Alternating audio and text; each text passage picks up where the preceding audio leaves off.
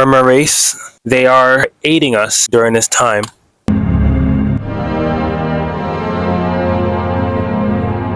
So, the Urmah people, I would have shown an image, and if not, I'll show an image again. The dream goes a little something like this. Obviously, with dreams, as you know, sometimes you remember certain things, other times you forget certain other information. So it's a little bit like that. So bear with me with the lack of information with some things and full information of other things. I was in this dream last night. This is my first time having a dream with Urmah people or being contacted with Urmah people, Urmah race. And I was on a mission. So the idea of this mission was that every single planet that harbors life, which all planets have life on it, but every planet that has some kind of civilization level of life on it, we don't see it. The group that I was with in the body where I was in the dream, we don't see other planets as not our business. We see that whatever is happening in every part of the galaxy, we see it as part of our business. We see it as we go there and we help. It's not something where like here on Earth where there's some people say, not my problem, then they don't care about it. It's not my problem. It's your problem. You deal with it, right?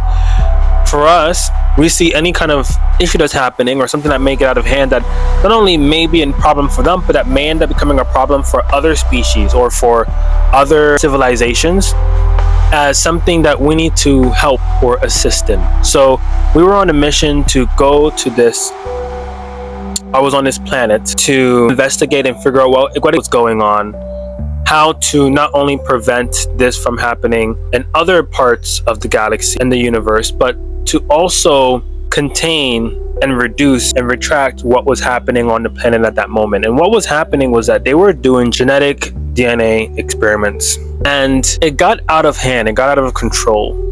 So there was a little trailer that I got to witness as I was heading to some of the sites where things went out of control. And I noticed a trailer on one of the semi-broken TV screens or screens that they had a trailer before all of this got out of control, showing how all of these different beings that they were creating with genetically modified programs and stuff, how they were going to have their own spaces and their own social reform, their own cubicles in a way. They have their own environments. It's almost like if you look at the US and then you have states, right? So you have the New Yorker, you have the Californian, you have kind of like that, basically. A little bit smaller, maybe like a quarter of what the US is, and many states, which were basically their cubicles or their environments for these different species, these different beings. And there was all different kind of species. There was like type of species, there were aquatic type of species, there were kind of ethereal type of species. Kind of like a being that can take on physical things, but can reduce their amount of awareness on their physical in order to go through certain objects or through certain physical densities, basically. So what happened is that they went out of control. A lot of the species went out of control. So fast forward, I remember I saw myself, I was in a room, and I peeked through one of the doors and I saw one of the beings. The being was literally this tall, so really short, but it was tall. I call it tall because most of its body was like, this, and most of the rest of the body was just shorter. So it's like shaped like that a bit, with a little bit of arms like this, and like I don't remember if it was a couple legs or a few legs on both sides for it to walk. And it was black and blue, but it had like a really dark blue, like a royal blue. And if you can imagine like a kind of reptilian animal, you can imagine that for every 2 black scales, the next one to it is a blue scale. So it wasn't equally blue, maybe blue, then repeat like that. And it noticed me staring at it, like get it. And then I closed the door because I don't know what it can do. Even though they're a bit slow, they're able to sense the area around them and be able to examine the room ahead and tell, okay, they're able to just sense the room. Like, I don't know how they think, right? They're not like a human. They don't know how they think, but they were able to scan and then examine the room so that when they go in that room, they already know where they want to go. Get her a bit slow. I checked another room on my left, and there was a girl standing next to me. And the room looked like a tornado went through it. The desks, the table, a lot of them were just like down against the wall, things like that. It looked like completely trashed.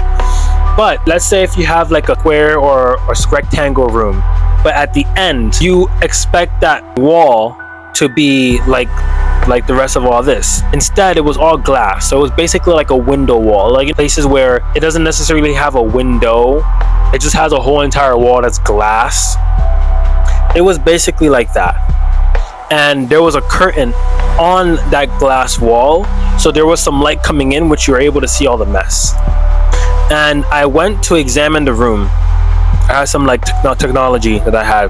But I was also very, I guess we were trained, like we just were able to perceive and able to like examine things that recently happened in the place and things like this. So I just was basically using my psychic abilities to be able to examine everything. That itself is like the real technology.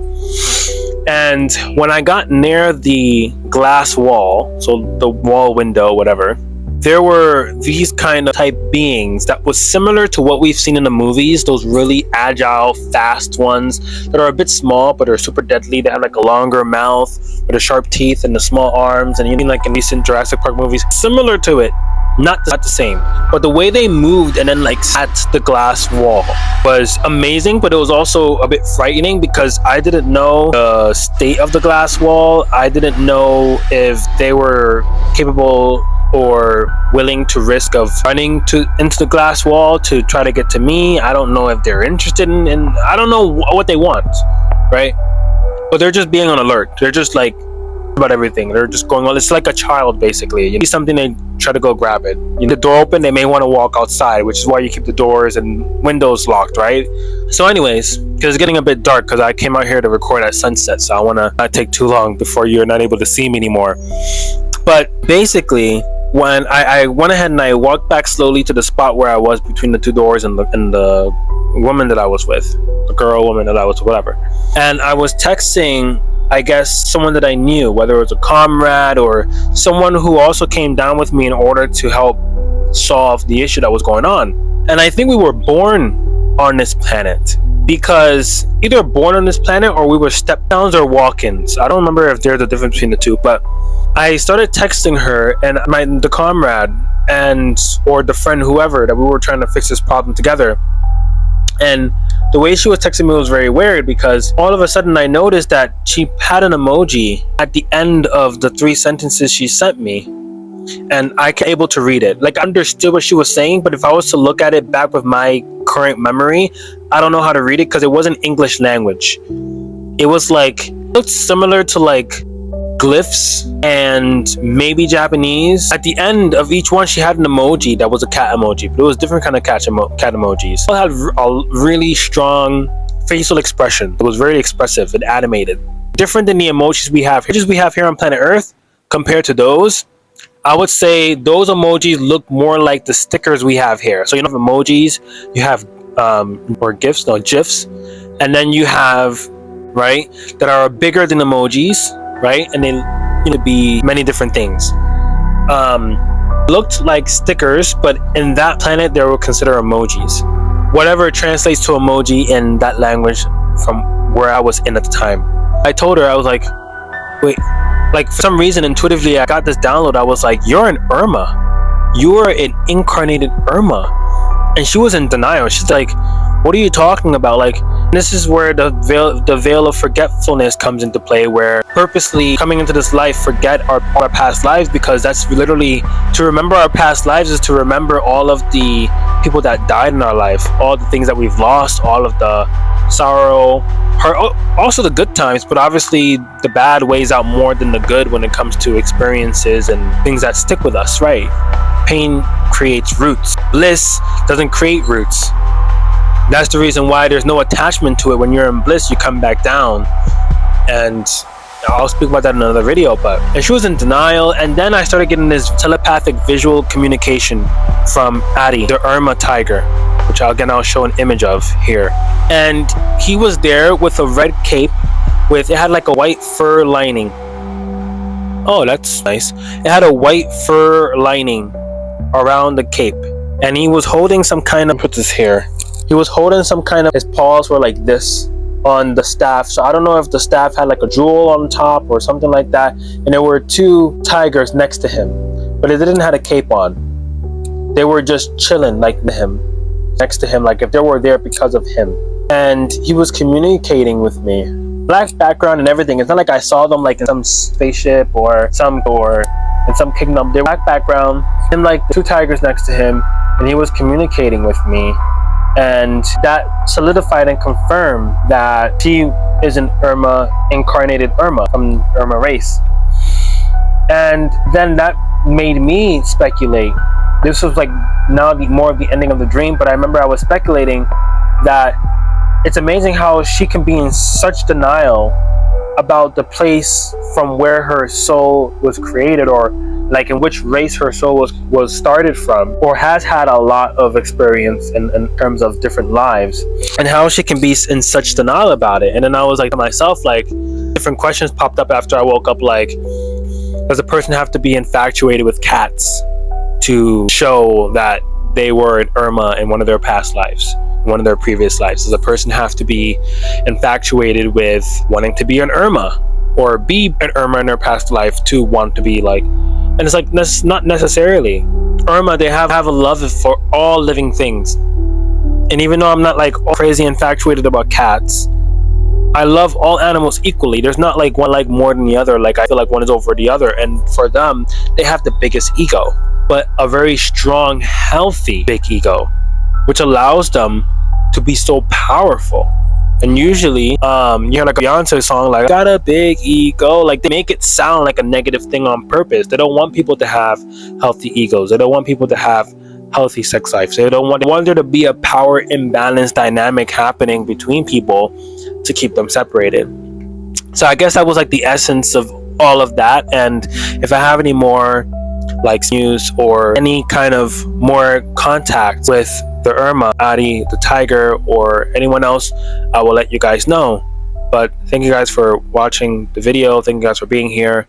Like and subscribe and share with whoever you think may have shared with you, or if you feel like you have had been contacted or have had connection with the Urmah race, then put a comment down below. If you're looking for a Vedic astrology reading, the link is in the description. If you're looking to manifest your dream life, I do have a coaching program, which is linked in the description, but I do have a mini course that you guys can start to have a foundation to be able to manifest your ultimate reality, just how I've been living in Vietnam here for a year and manifesting all the resources, all the things I need, that where I've been traveling and living in overseas outside of the US since 2017. So if you guys are looking to do the same, and whether it's relationship, whether it's the body that you want, whether it's health, whether it's whatever kind of circumstances you want to build and create in this life, I will help you in that ultimate guide for successful manifestation. See you guys next time. Namaskar.